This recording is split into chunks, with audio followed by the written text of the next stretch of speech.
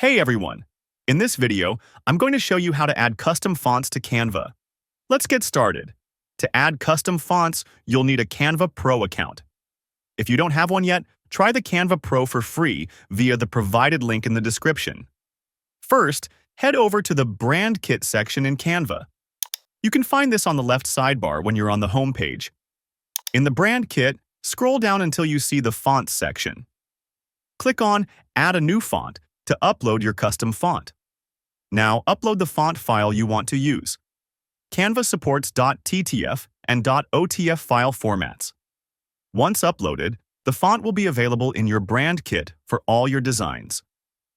If you're already working on a design, open your project.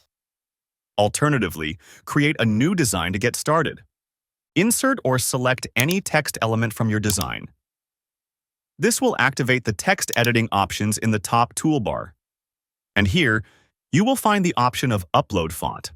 Upload your font file, and it will be added to your font library. And that's it. You've successfully added custom fonts to Canva. Now you can create designs that truly stand out. If you found this tutorial helpful, don't forget to like this video and subscribe to the channel for more tips and tricks.